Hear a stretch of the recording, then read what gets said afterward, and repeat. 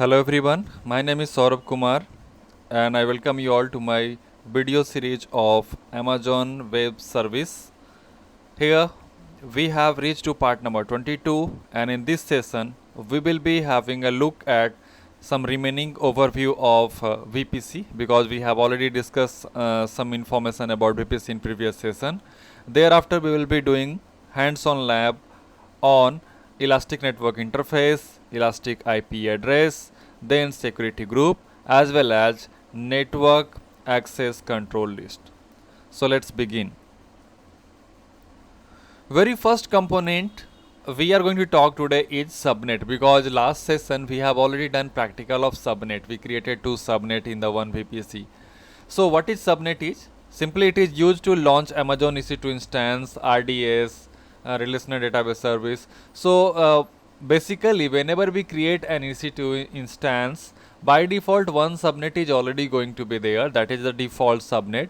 Thereafter we can create as many number of subnet is required, we can create that many number of subnet in the VPC.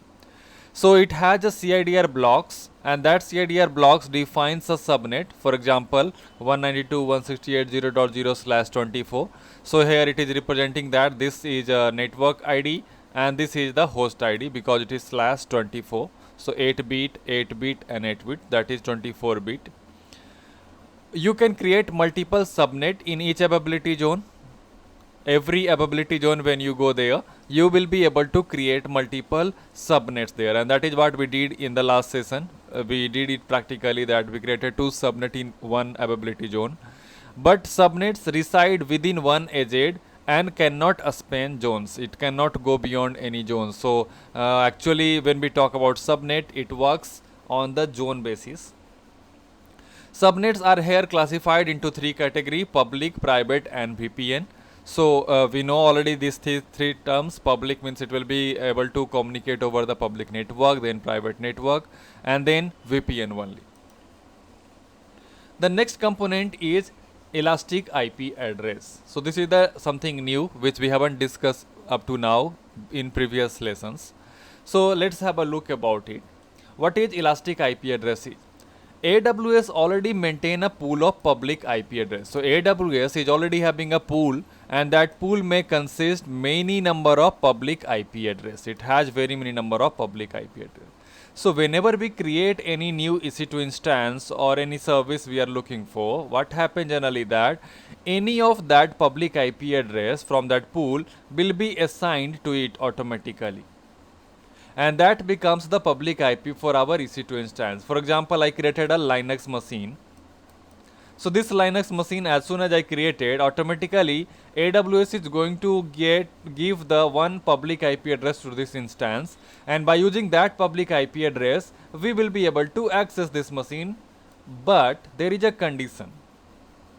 Condition is, we have discussed also about that whenever we shut down this machine, when we are going to stop this machine and thereafter when we start it again, the IP address which was allocated to it can be changed because it is random assigned IP address. So maybe right now when I started EC2 instance, that time maybe 3 dot something was free. So this IP address has been given to this EC2 instance.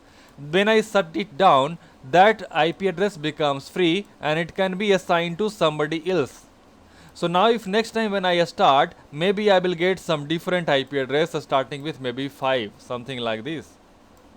So this IP address, if we are not using Elastic IP, the public IP address which we get by default keeps changing all the time when you restart or stop the instance. So if you are looking to have a fixed type of, a static type of public IP which should not change even if I restart or stop or start, then we will go for the service. We will look for the Elastic IP and it is not free to you. It is paid service. You have to pay to use Elastic IP address. So that is what mentioned here, that EIP is a static public IP address. So for example, by default it was getting some random IP address, but once you talk about Elastic, it will be again assigning you automatic IP there, but that IP becomes permanent. Whatever IP it gives you, it's not you who is going to choose what IP address you want to have here. even if you are using Elastic. AWS will be just giving one IP address from its pool, but that IP becomes a static. It never gets changed even if you restart or shut down.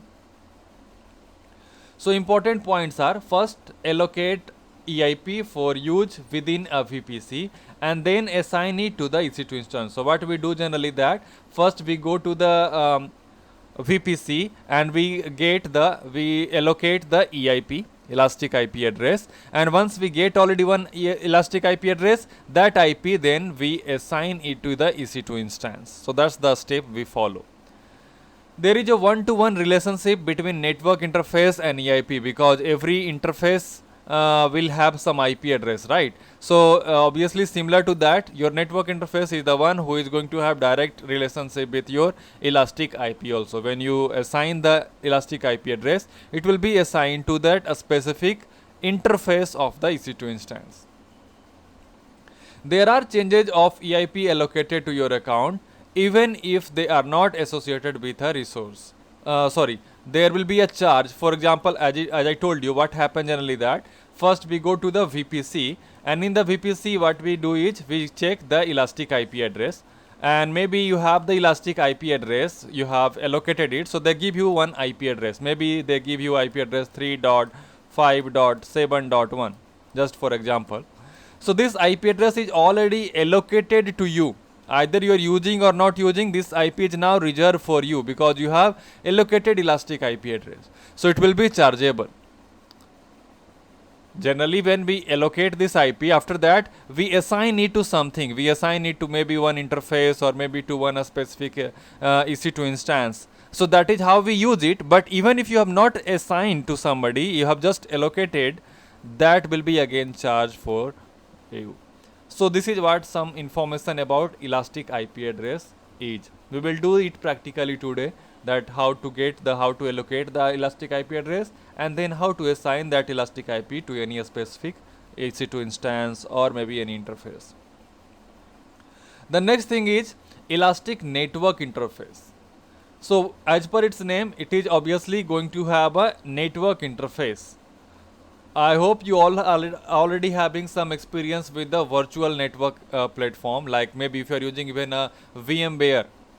If you are using VMware where you create a virtual machine, you may have seen there that we can add the virtual number of interface. We can have one interface, two interface, three interface, like that.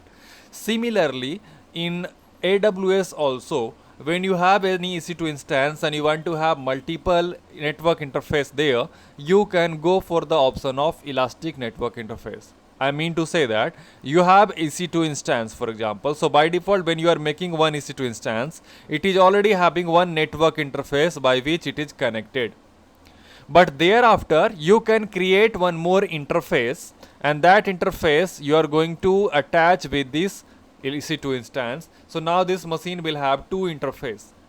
You may use them as maybe like one interface is connecting to the public network, one is just for the private network, or whatever your requirement is, you can go for it once you have two network interface. You can even have three network interface. So those all interface we actually create, and that is called as a Elastic Network Interface. So ENI, Elastic Network Interface, is a virtual network interface in Amazon VPC. ENI is associated with a subnet upon creation. When we create, first of all, it is going to be associated with the subnet. We have learned it, what is subnet and how to create the subnet. So it will be associated with the subnet. And thereafter, ENI can have a single public and multiple private IP address. Maybe if you have created one network interface, there you can be able to assign one public IP address and multiple private IP address on a single interface. ENI allow you to create a management network and use network and security appliances in your network in your Amazon VPC. So that is what I was talking about. For example, it happens something like this. Maybe you have a web server on Amazon. So maybe you have two interface there. One interface you have connected to the public network where from people are accessing it over the internet, and another interface maybe you have created that is just connecting another EC2 instance which is maybe running database, for example, database server, DB.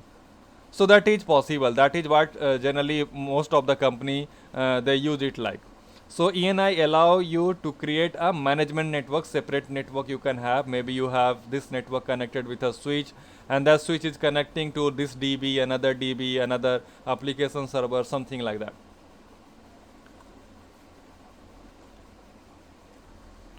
Next point is VPC component, that is endpoint. Endpoint is something which you can see, you can try to understand from this screen, this diagram actually, that it enable you to create a private connection between your Amazon VPC and any other AWS service requiring access over the internet.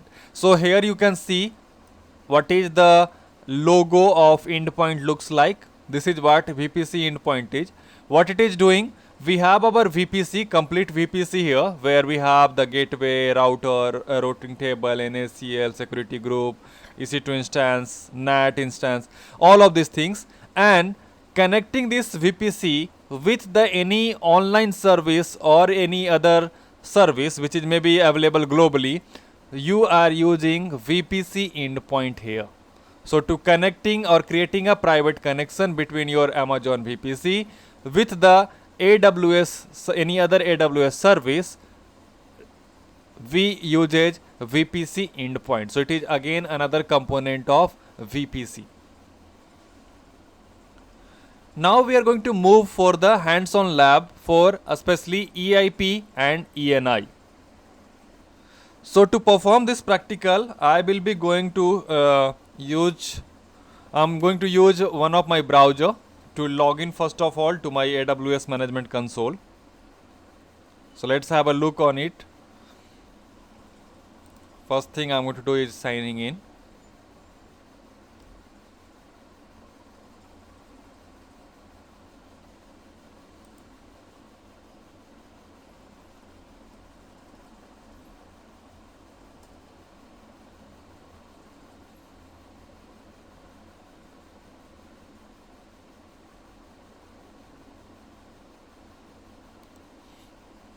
Okay, so we are here.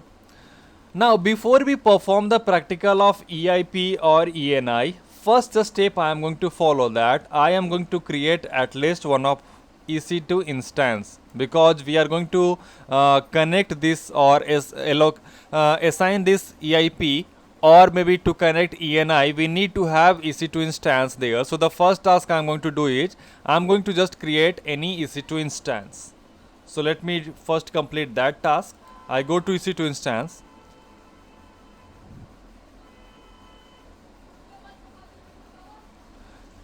So I go to launch instance.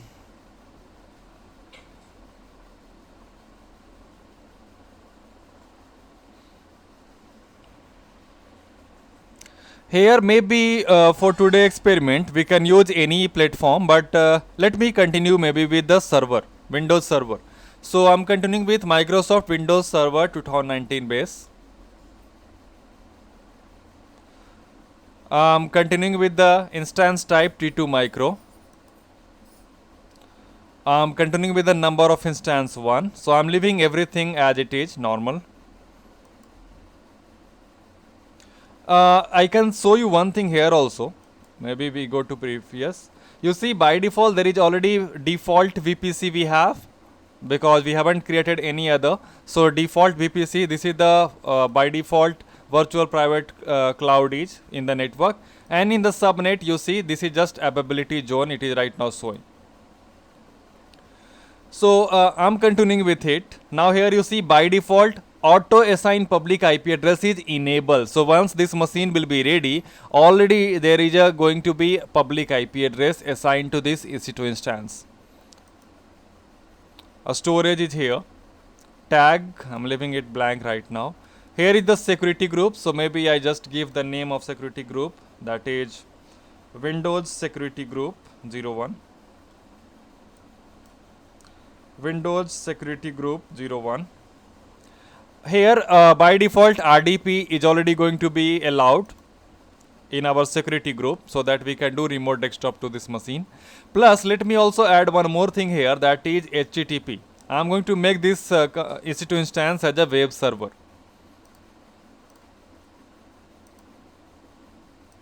So I go to launch, I create a new key pair, w key. So here w key is there, launch. So our now EC2 is instance is going to get ready.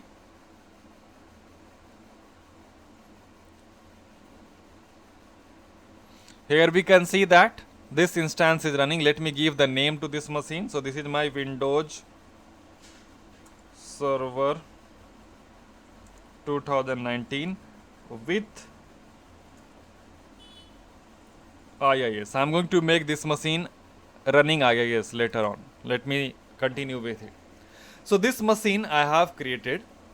Right now it is running, and here if you check, it is already having a public IP version 4 address, and that is public IP address is 317.163.236. That's the public IP given to it. That is auto assigned.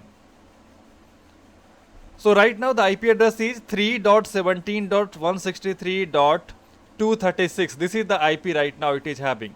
But what we will see that if in case I restart this machine or I stop and I start, you will be seeing that this IP address may get changed. So that is what we are going to perform here. So let it get this machine first ready. Meanwhile, we can try to connect it also. So if you are trying to click on connect, you see it is going to use that IP address here. So every time you connect also the IP address is required, because if you are clicking on connect, let me first get the password. So password we get that is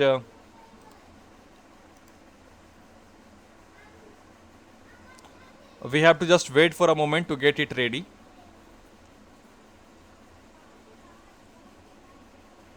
So after some moment, if we check now, once it is already 2x2 checks, we go to connect. You see that IP address, that public IP address is being used every time when you are trying to access also. So let's get password first. We choose the file, and it was in the download, W key if you remember. So I click on it, decrypt the password. So this is my password. This password will be always required. So let me keep it in my notepad. So here is my password.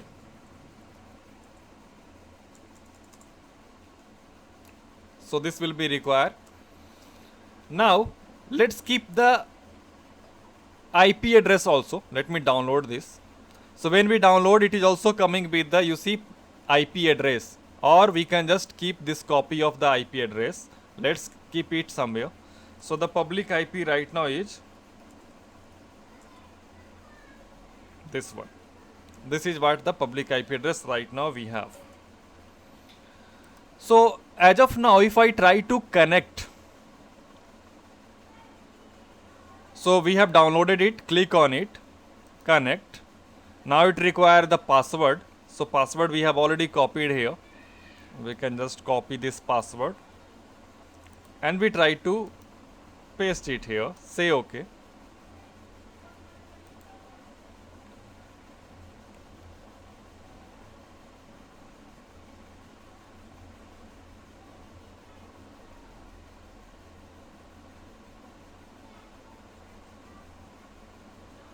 So once we are going to access it, it is also going to tell us that what is the public IP address of this machine is, what is the private IP address, how much RAM it has, all the details will be shown here.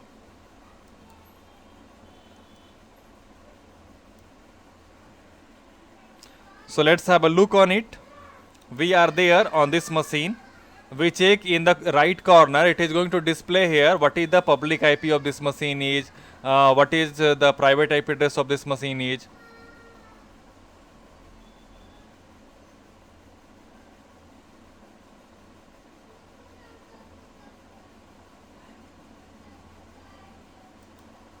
So here we can see it is also telling me the public IP of this machine is 317.163.236. That's what it is. So everything is okay up to now. We are able to access this machine with this public IP. One more thing let's test, because I am going to make this machine as a web server. So is it providing any website to me right now? So I copy it and I paste it here. Is it providing me any website there or not? Let's try to see. So it should not give me any website right now because I haven't installed the IIS role on that machine. You see, it is taking too much time and it's not going to display anything. So now next thing what I'm going to do is, maybe I am going to make this machine as a my web server. So I go to a start menu, I go to server manager, and from the server manager we are going to install the IIS role.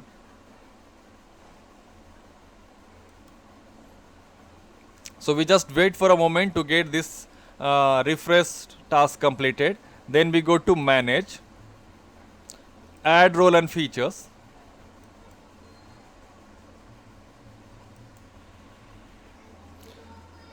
Manage, add role and feature. Here we go to next. And in the list of role, in the list of server roles, I will be looking for the web server role. So I scroll it down. Here is the web server, that is IIS. I click on it. I add the relevant feature to it. Go with the next, next, next, and I click on install with the defaults.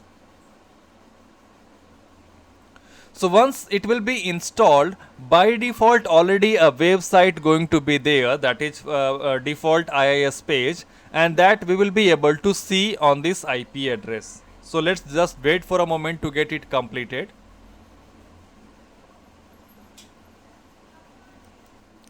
So once it is already installed, let's click on close. Now we haven't done any configuration yet, but still default page is going to be displayed. Let me close this server manager.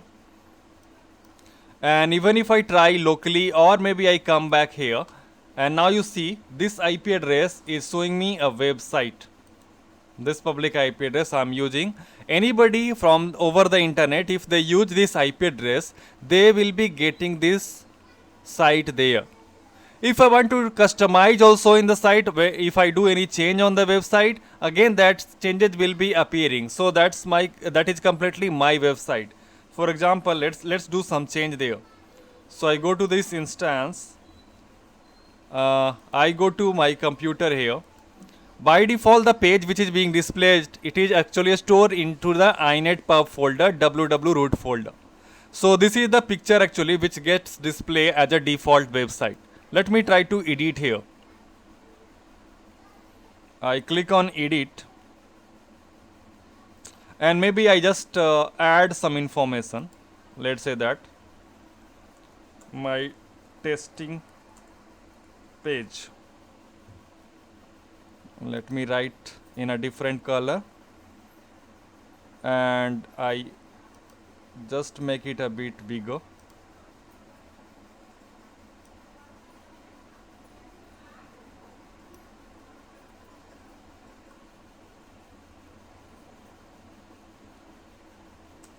My testing page. So this will appear there. Let me click on save. So now anybody who access my website, they will be getting that. If I refresh, you see this is what my page is. So this is my public IP address of the server, and if I share this IP address to anybody and I tell them that this is my site, you can access it, that's completely cool and everybody can access my website. But now I'm going to talk about the problem.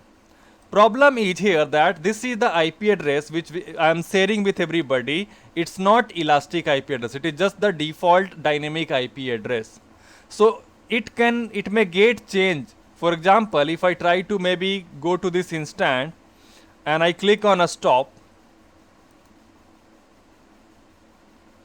so this is going to get a stop, and if I leave it a stop for a moment and then I start, it is possible that the IP address which has been given to me will be released and it will be assigned to somebody else, and for me when I restart this machine or I start this machine, I will be getting some different IP address.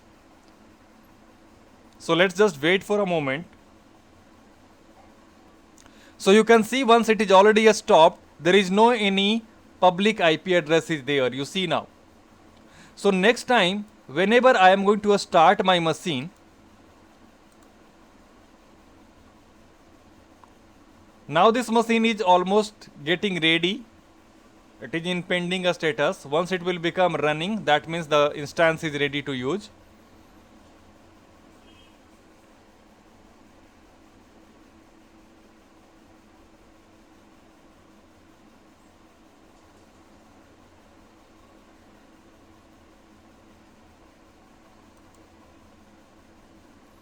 So now it's become in the mode of a state of running, and once it become running, you see I have got the public IP address. But if I copy this address and I show you my notepad where I was having the previous address, now you see there is a change. Before my IP address was 317.163.236, now it has become 319.69.210. This is what I was trying to tell you, that if you are using just the dynamic public IP address, it will keep changing every time when you restart or a stop and a start. So that will be now a big problem, because I have shared that IP with my colleague, my friend, employee, and when they are trying to access the website, they may not be able to see the website because the IP address has been changed. So if they are still using that IP address, the one which I have shared with them, you will see here that they are going to get some error there. I can try with the new also. I go to incognito and I use the previous IP address which I have shared with my friend. And if they use that IP, they are not going to get any website. Even you can see here, the site cannot be reached. Why it is telling me like that? The reason is simple, that because I have restarted my machine and now it is having this public IP address. So I have to again share this IP address with them, that this is now my IP address for the website, and then they will be able to access my website. So now to solve this problem, what we are going to do, that we are going to assign the elastic IP address. So let's perform that practical now. So now to get the elastic IP address, you have multiple options. Let me show you one option here, that is you go to VPC. This is the service. Maybe I open it in a new tab.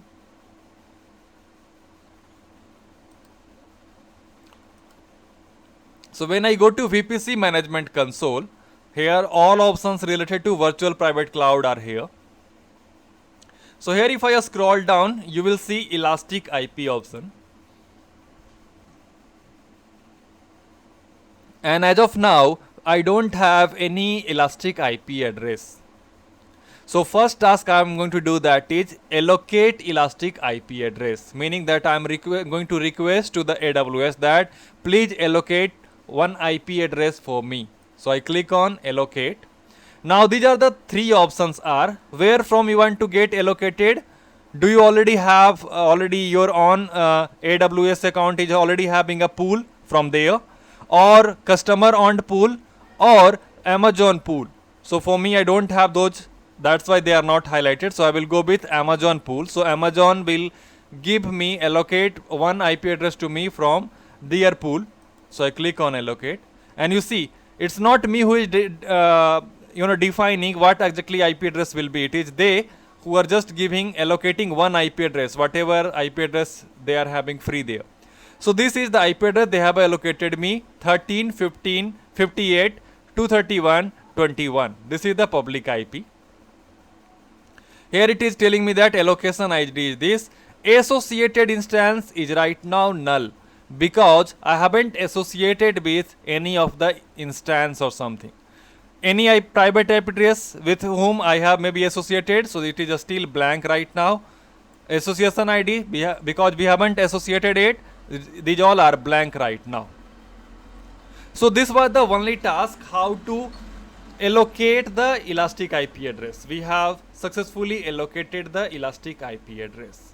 But again, if I check my EC2 instance, even if I refresh my page here, this EC2 instance which I am having, or even if I have 10 EC2 instance, 20 EC2 instance, there will be no any change. They are still having the same public IP address, that is 319.69.210, and that's the IP I am using to access the internet. The website is still running on that public IP address here. Now the next thing what I am going to do here is, Because we have now one elastic IP address, so I'm going to allocate it. For that, I'm going to assign it. For that, I still select this IP address. I go to action and associate elastic IP address. We have two options: associate, deassociate. If you have already associated, deassociate. If you haven't associated, associate. So I click on associate. With whom you want to associate? With any specific interface or any instance. So I'm going to choose instance, and then here if I click, all of my instance, as many I have, will be showing in this list. As of now, I have only one instance, that is Windows Server 19 with IIS. So this is the name appearing here. I'm choosing this one. And if I have choose this one, it is also going to show me what are the private IP address being used on that machine. Then I am also maybe going to check this so that it allow this elastic IP address to be reassociated. If I want to ever reassociate it, I can do that. So I click on it and click on associate. Elastic IP address associated successfully. Once it is associated, you can see here. Associated instance ID is this one, means this is the ID with which it has associated. You check here, instance ID I008 ending with C3, This is the instance it is attached with. Private IP address used there on that instance is this one. Association ID is this. Network interface owner account is this. So now it is associated with my this EC2 instance but it is not showing right now. So what I am going to do is just maybe refresh here. Once I will refresh, now it is going to tell me that your EC2 instance, the one which you have selected, is having this IP address, and you see here there is a elastic IP written there, that and with the star, meaning that this is your static public IP address. So now even if you have that IP address before, it will not be working anymore. So what IP address now we need to access our website is this one, the one which we have now as a elastic. So I copy this address, then I paste that IP address here, hit enter. Now I'm getting the same website, and this IP I can share with my all colleague now, because I am very much sure it is never going to be changed even if I restart, shut down, stop, or start anything. So let me prove that one also. Let me click on this machine, instant state. I click on a stop. So before I have shown you that when I was stopping this machine, this IP address was completely removed from here. But now it is not going to be same like that. So we just hold for a moment to get it stopped, and then we will see what is the difference now we have. So once, even if it is stopped, you see the IP address has not been released. It is still there. It is still attached with this EC2 instance. So it is not going to change ever. If I start again also, I click on instant state, start. My services will start running, and I will be again able to access them on this IP address itself. So the IP address will remain same like that. Once the EC2 instance will become ready, I will be again able to access the website on the same IP address. So right now it is still pending. Let's just wait for a moment to get it ready. So once it is 2x2 checked already, now you see still the IP address is same. I can keep this IP address in again my notepad, and this IP address we have observed that elastic IP address is never being changed. Even if we restart or we do any change, we maybe try to do anything else, this elastic IP address is always remain there. And by that IP address, if anybody want to access the website, you see it's still working there. So that was all about the elastic IP address. We are done with the practical of elastic IP address. Now let's move to the next practical, that is related to ENI. So by default there is already one adapter each. Now I'm going to show you how to maybe create one ENI and how to attach it with any of your instance. So before I do this practical again, let us try to check something. So maybe I go to EC2 instance and I try to connect it. Because the IP address has been changed, before I was using dynamic IP, now we have gone to Elastic. I have to download remote desktop file once again. And when I try to click on connect, I need to have the password.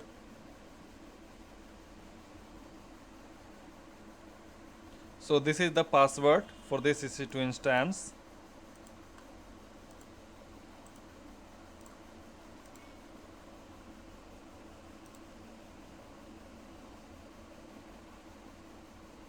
So once we are going to access this machine, I am going to check how many network adapter this machine is having actually. So this machine is ready. Now we go to maybe run of it. We type there ncpa.cpl to check how many network adapter it has.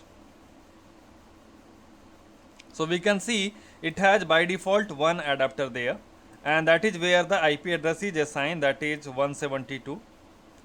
It is also getting automatic. So if I go and check in the property, I will see it is set for the automatic. Yes.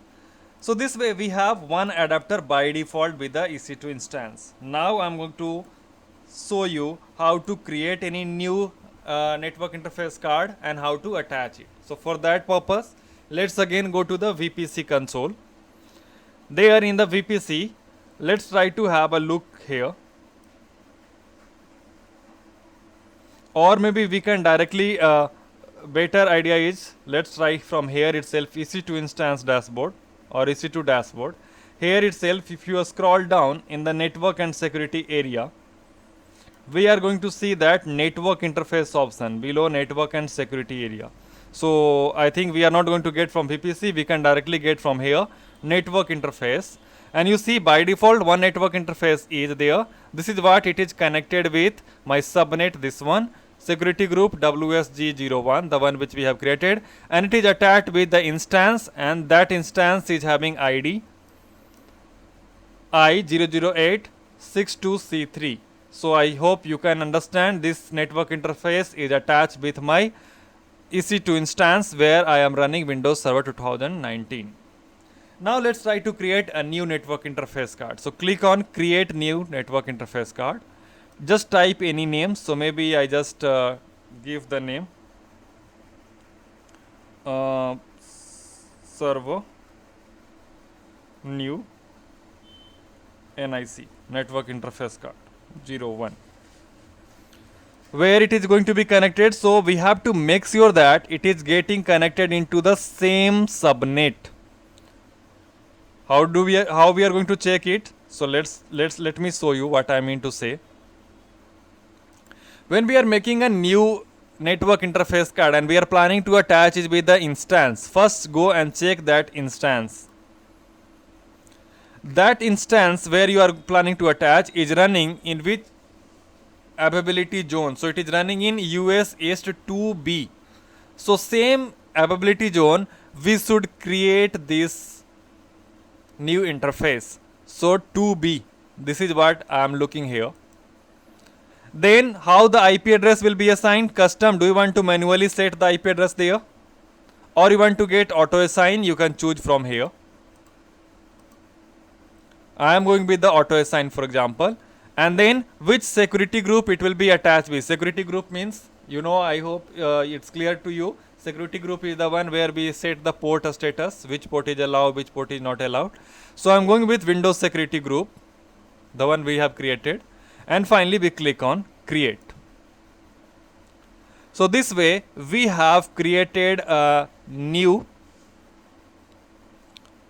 network interface, and we can identify with the description server new NIC01. Maybe I copy this and I add as a name also. That will be easy to, you know, identify it.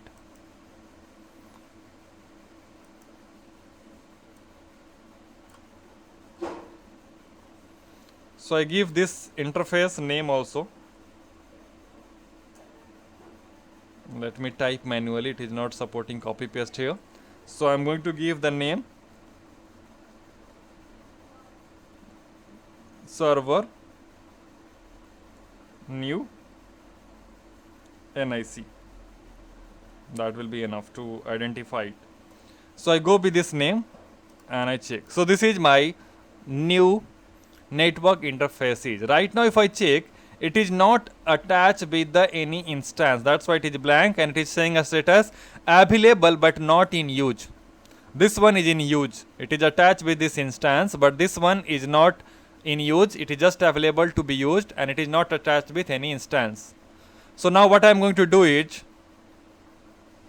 I am going to select it and I am saying attach it. Attach with my instance. Which instance? Windows Server 2019. Click on attach.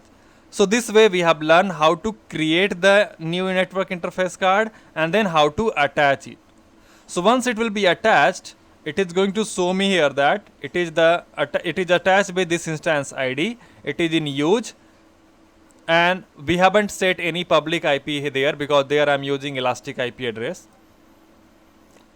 So once it is attached, now it's time to verify from our console of that machine.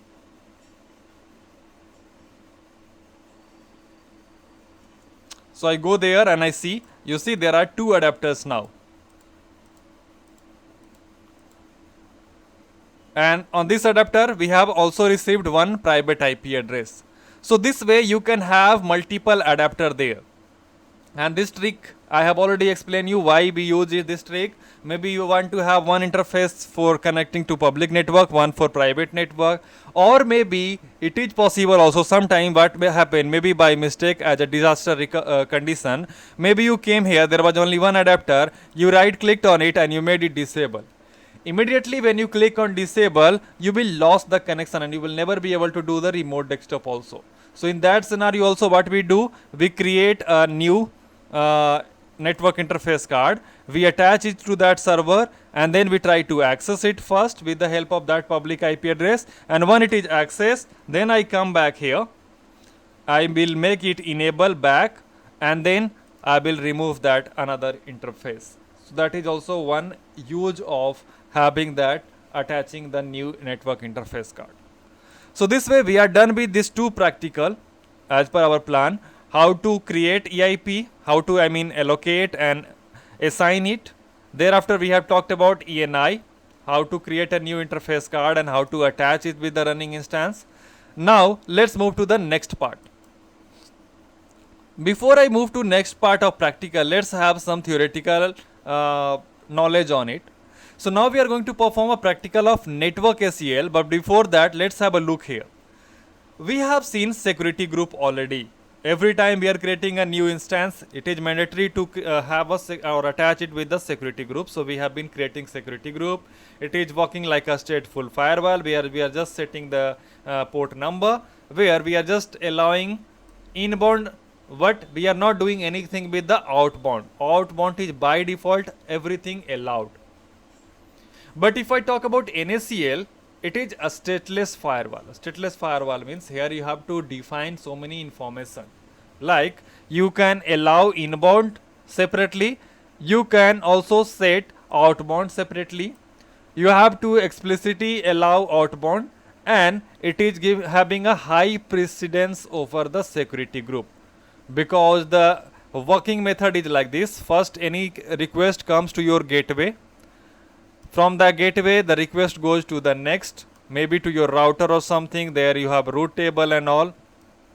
Root table, maybe you have root table, multiple root table. Thereafter you have the NACL. Here is NACL. And after the NACL, then the request goes to the security group. So that's why it is considered that NACL is having high precedence over the security group, because any request coming from outside the world, first it goes to the internet gateway, then it goes to maybe the router, then it goes to routing table, then it goes to NACL, and thereafter it goes to security group, and then it goes to the instances or your subnet or whatever you have there. So now we are going to have a practical of NACL, how to create NACL, how to maybe set a rule there. So let's perform that practical. To perform the practical of NACL, we again have to go to the VPC dashboard. So let's go to the service.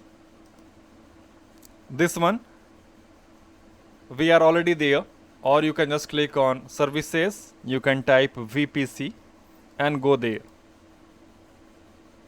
because there you will be getting this option. Security group is already there in a EC2 also. If you go to EC2 area, there also you can see there is a, in network security you have the security group. But if you want to configure NACL, it is not available into the EC2 dashboard area side. You have to go to the VPC. So go to VPC management. There you scroll down, you will be getting the option there related to network ACL. Let's click on it, and we are going to see that by default one ACL is already created. As per its name, it is ACL, so it is access control list, which is telling that what is allowed, what is not allowed. So here you can check also, like this ACL is having what kind of rule right now. So let's click on inbound rule. It is telling that there is a rule created, rule number is 100, and it is saying that all protocol, all port range from any source is allowed. That's the rule, and that's the rule before the asterisk rule. So whatever is in the first line, that will be given the better priority. So maybe whenever any traffic comes, it first read the first line and checks that all traffic, all protocol, all port range are allowed. So it just allow, it doesn't even read the second line. Similar to that, let's check in the outbound rule. You see here, it is also mentioned that all traffic going out from any protocol with any port range, it is allowed. So that is how the rules are there in the network ACL. Let me first show you how to create a new network ACL. So simply click on create new network ACL. Give any name. So maybe I give the name that is testing NACL 01. Now in which VPC you want to create this, so you will be choosing the default or whatever VPC if you have created. Click on create. So simply NACL has been created. This is testing, this is the default one. So in the testing, if you check, if I go to testing only, I can see by default the condition is inbound rule, all the traffic are by default deny, no anybody can come in. All the traffic for outbound is also by default deny. So by default, whenever we create any new ACL, everything is by default denied, no any communication can happen. But we can create here a rule. We can go to edit outbound rule and we can set some rule there. Let me try to show you some creating rules in maybe default one itself, because default one is right now attached with my EC2 instance. So right now you see we are able to access the website, right? That means the traffic related to HTTP is already allowed. Let me do one experiment here. So what I do now is I am going to select here the default ACL. I go to inbound rule and I am going to add a new rule there. Edit rule. By default 100 is already there, which is allowing everybody. So now I am going to add a rule. When we are adding a rule, we have to take care about the number. Less number you have, it will be readed first. So let me first show you with the less number. For example, I give the number anything which is less than 100, maybe 99, maybe 80, maybe 92, something like that. So let's try to do that task. So here when we are creating a rule, let us use maybe any value which is less than 100. Maybe I use 95, which is less than 100. So if I say 95 rule number 95 I am creating, I want to maybe choose here protocol that is HTTP. Maybe I just want to not allow HTTP. So I say HTTP, I don't want to allow, I want to deny it. So I have made a new rule. By default the rule was 100, which was allowing every kind of traffic. Now I am saying that I am making a rule of 95 telling that I want to deny any HTTP traffic. Click on save now.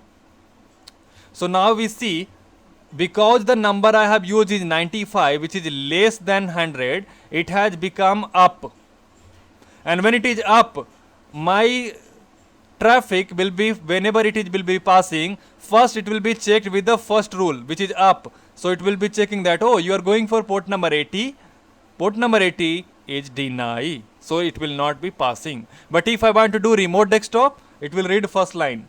Port number 80 is deny. But you are using remote desktop, port number 3389 something. Let me see the next line. All traffic allow. So now RDP will be working, FTP will be working, Telnet will be working, SSH will be working. Only HTTP will not be working because I have denied it. So let's test it also, let's verify. So now if I refresh my page,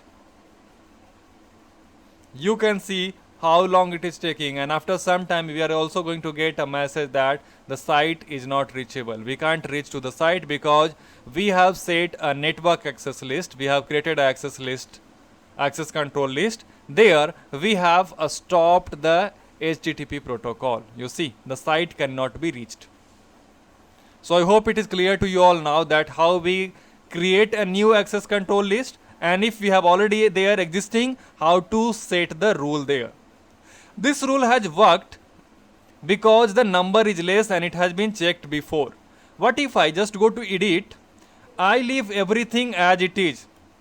It is again deny, but if I choose any number which is more than 100, maybe even if I choose 101 or 102 or 105, anything which is bigger than 100, if I use any number which is more than 100, maybe I use 110, which is more than 100, and then I save, what will happen now? Rule is still there. It is telling that 110 rule is there, which is denying HTTP traffic. But now it is not longer going to work for me, because whenever any traffic comes to this, it will check first the first line, and first line say all traffic are allow. So it will not even read the next line where it is written that HTTP is denied. So because of this situation now, if I check, if I refresh, I can see that my page is available. I can do the HTTP communication. So what it has been all as a output, what we have understood from here, that whenever you are making a rule there in SEL, make sure that the number which you are using here is less than what you have set for the allow, because the less number will be read first, the more number will be read later on. The same policy, I was having the number here 95, it was working fine, it was stopping my HTTP, but now if I use 110 number, it has gone below 100 and now it is not being checked. My IIS server is very well responding me back. So this way we create the ACL and we set the inbound onboard rule on ACL. Another thing here you see, when we talk about ACL, we have both options. Here you also see, in the inbound also we have condition to set allow or deny. In outbound also you have to allow, because it is a stateless type of firewall. Here we are defining so many things. When we are making a rule, we are setting so many things. Which protocol, which type of traffic, which protocol, port range, source, so on. But when we talk about the security group, let's have a look at security group here. So if I talk about security group, we don't get those all options. If you want to maybe create or edit a security group, for example, I select any of them, I check there down. Here if I go to inbound rule, there is no that option. If I go to edit, you see, it is again asking me the type, protocol, port range, custom, but it is going to work like in a stateful firewall, where the NACL is working like a stateless firewall.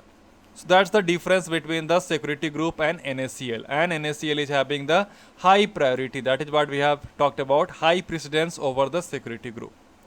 So that was all here. Now one by one, let's try to also learn how to remove them. So maybe if I want to remove any of the access list, I can select that access list, go to action, click on delete network access list. If you want to remove any rule or something, you can choose the NaCl, go to rule, and you can simply select the rule which you have added. You can remove from here and click on save. So this way we remove the rules. We have learned two things: how to remove the network XCL and how to remove the rule from there. Then what are the other things we have done? So we have assigned elastic IP address. So that task let me show you. So here this is the machine. Let us scroll down and look for the here option of elastic IP.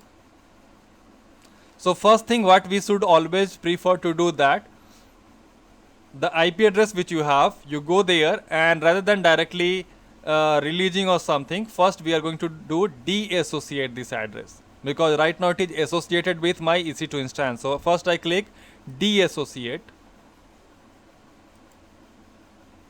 So once I click on deassociate, what it is going to happen now? Let's try to have here look at our instances. If I try to refresh,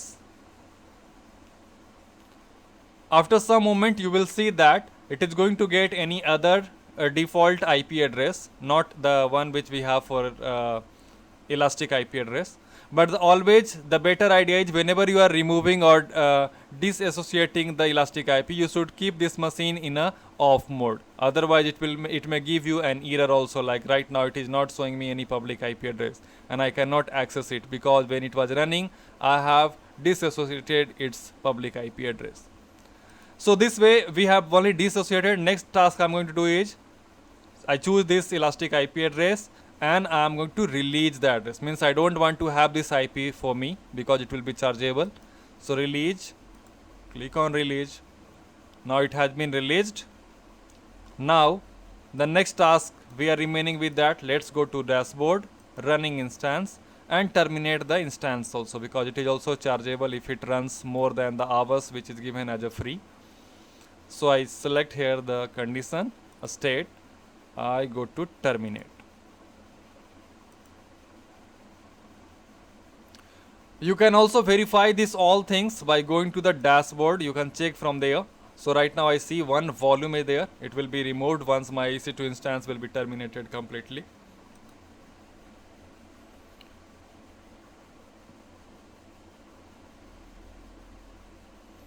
So there is no elastic IP now I have. Security groups are 2, that is not chargeable. I can keep it like that. One volume is still showing there. We will just wait for a moment. When the instance will be completely terminated, this volume will be also removed. You see 0 volumes now. Key pair, again this is the key pair we created when we were creating the EC2 instance. Let us check in the VPC now. So let's go to VPC and we can see any custom VPC is there or not. If we have created, we can remove. So you see in the VPC this is only one, but that is the default VPC, default subnet, default route table, default gateway. These all are default ACL, network ACL. Security group is only 2, that means there is a one default and one we have created. So this is the one we have created, Windows security group. If I want to remove it, I can select here and I can go to delete security group. It is just telling me that there is an interface associated with it. Okay, so first thing what we have to do is we have to go to the EC2. There we have to look for the interface, because today we have created one elastic network interface. So let's look for that network interface. You see this is the interface which we have created. So I first click on delete. Once it is deleted, now we go back to the security group. I try to now delete it. Delete. So this way we have removed all the settings which we did today. That was all in the today lesson. We have discussed about lab of how to create or allocate elastic IP address, how to associate that elastic IP address. Then we have gone with the other things. So let me go to the first slide here. What are the things we performed? So we are done with the elastic network interface, done with elastic IP, security group and NACL. So that was all in this particular session. I hope it was informative enough for you all, and I would like to thank you for watching.